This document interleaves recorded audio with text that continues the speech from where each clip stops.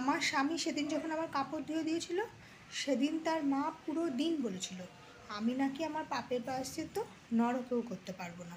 কিন্তু দীর্ঘ 8 বছর ধরে যখন আমার স্বামীর প্রত্যেক দিনকার প্যান্ট, জামা, নতুন নতুন শার্ট সমস্ত কিছু ধুয়ে মুছে পরিষ্কার করে রাখতাম, রেখে যে পুণ্যটা অর্জন করেছিলাম, সেই পুণ্য নিয়ে কিন্তু কোনো রকম কথা কাটাকাটি সেদিন আর হয়নি। আমি সেই গজগজানের উত্তর দিতে গিয়েও কিন্তু দিতে পারিনি, জমিয়ে রেখেছিলাম।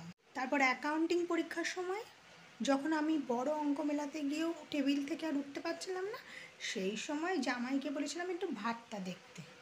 সে দেখেছিল, কিন্তু তারপর যখন ভাতটা ধরে যাওয়ার একটু গন্ধ পেয়েছিল নাকে, আমার সমস্ত বই পানিতে ডুবিয়ে রাখা হবে এইরকম সিদ্ধান্ত নিয়ে আলোচনাও হচ্ছিল। সে মাইগ্রেনের ব্যথায় বিছানা ছেড়ে উঠতে পারছিলাম না বলে সেদিন আমার জামাই যখন মেয়ের হাগু পরিষ্কার করেছিল, সেদিনও কিন্তু পুরুষ জাত থেকে নেমে গিয়েছিল। আমার জামাই এইসব কাজগুলো করেছে বলে ভাববেন না সে খুব হেল্পফুল, খোলা মনের, মোটেও নয়। সেগুলো কিন্তু সে একবারই করেছিল, দ্বিতীয়বার নয়। দ্বিতীয়বার করতে গিয়ে তার পুরুষত্বে লেগেছিল, কারণ তাকে তো ছেলে হিসাবে বড় করেছে, মানুষ নয়। যেদিন জামা কাপড় ধোয়ার জন্য বলা হয়েছিল যে তুই শাড়ি ধুচ্ছিস কেন, সেদিন কিন্তু সে বলেনি। সে বলেছিল ওরটা ওর শাড়ি ধুয়ে রেখেছে, আমি বাচ্চাগুলো ধুচ্ছি। সে কিন্তু বলতে সাহস পায়নি যে কী হয়েছে তাই, ওর শাড়ি আমি ধুয়ে দিচ্ছি তো, ওর একটু ঠান্ডা লেগেছে সেই জন্য। এছাড়াও সে কিন্তু বলতে পারেনি ভাত লেগে গেছে তাই কী হয়েছে, আমি দেখেছি বলে, ওর পরীক্ষা, ও পড়াশোনা করছে। এছাড়াও সে কিন্তু এটাও বলতে পারেনি যে আমার মেয়ে, আমি হাগু পরিষ্কার করেছি তাই কী হয়েছে, আমাকেও তো বাবা বলে না, ওর যেরকম ও মা হয় আমিও তো ওর বাবা, তাই না, তাই কী হয়েছে। এটা কিন্তু সে বলেনি, কারণ তাকে পুরুষ বলেই বড় করা হয়েছে। 8 বছর ধরে যে কাজগুলো আমি হাজারবার করেছি, ও একবার করেই সেই কাজগুলো বারবার আমাকে শোনায়। একবার করেছে বলে বলতেও সুবিধা হয় যে করেছি তো। আমি কখনো দাড়িপাল্লার হিসাব মেলাতে চাই না, কারণ দাড়িপাল্লার হিসাব মিলিয়ে কী হবে বলো, দুটো পাল্লাই তো সমান হতে হবে না। শুধু যখন সে বলে আমি শুধু চেয়ে থাকি, আসলে আমি কোনো শব্দ খুঁজে পাই না, আজও পাচ্ছি না যে কি বলবো। কিন্তু যেদিন সে নেশা করে বাড়ি ফেরে, সেদিন কিন্তু তার পুরুষত্ব নিয়ে কোনো রকম প্রশ্ন কারোর মনে ওঠে না। সেই জন্য সে রেগুলারই নেশা করে বাড়ি ফিরতে থাকে। যখন সে আরাম করার জন্য ছোট অজুহাতে চাকরি ছেড়ে দিয়ে ঘরে বসে দিন কাটাচ্ছিল, সেদিন কিন্তু তার পুরুষত্ব নিয়ে কোনো রকম কোনো প্রশ্ন তোলা হয়নি, তাই সে একই কাজ বারবার করেছিল।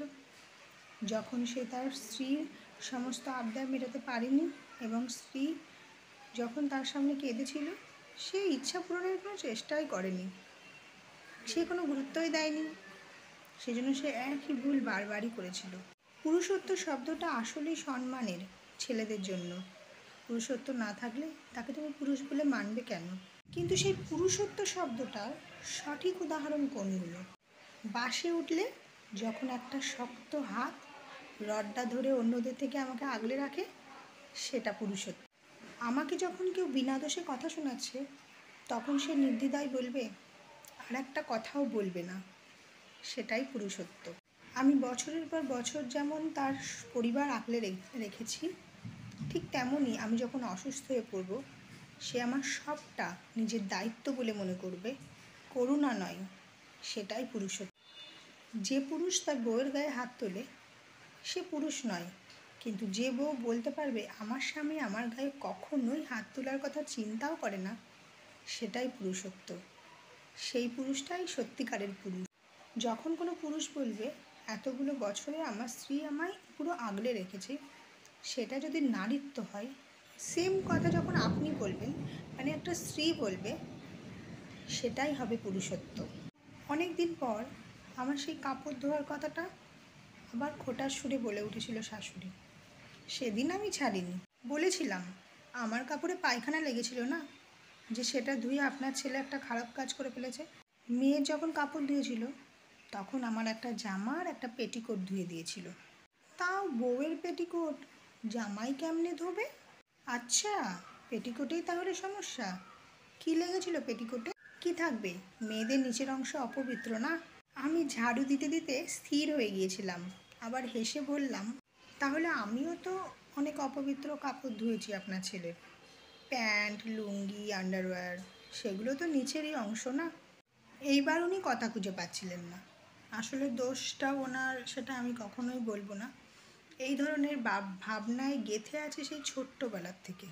মেয়েদের কাপড় অপবিত্র, ছেলেদের আবার পবিত্র অপবিত্র কি। ওনাকে বললাম, আচ্ছা মা, ছেলে মেয়ে ভিন্ন সে ঠিক আছে, মেয়েদের নিচের অংশ যদি ঘৃণা হয় বা অপবিত্র হয়, সেই অপবিত্র জায়গা থেকে বের হওয়া ছেলে কি করে পবিত্র হয়? আপনি ছেলের মা হওয়ার আগে তো আপনিও একজন মেয়ে।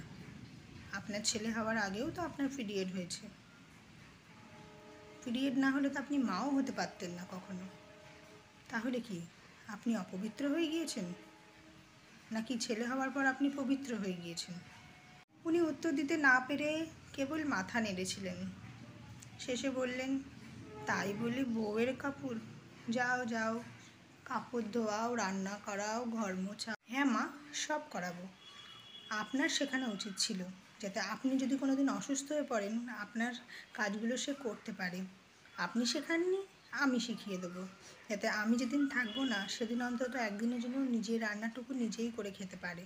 কিন্তু যদি সে কোনো কাজ করতে গেলেই আপনি যদি এমনভাবে বলেন, তাহলে সে কোনো কাজই করবে না।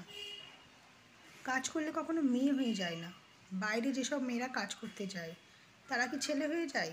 ঠিক সেরকমই ঘরে কোনো কাজ যদি ছেলেরা করে, তারা কিন্তু মেয়ে হয়ে যায় না। এখন অনেক ক্ষেত্রেই কাজের সূত্রে, পড়াশোনার জন্য অনেক ছেলেরাই বাইরে থাকে, মেসে থাকে। তারা নিজেদের কাজ নিজেরাই করে এবং সবটা পারে। তার জন্য কিন্তু তাদের কখনো পুরুষত্ব কমেনি, বরঞ্চ বেড়েছে। বিদেশে তো ছেলেরা নিজেদের কাজ নিজেরাই করে থাকে।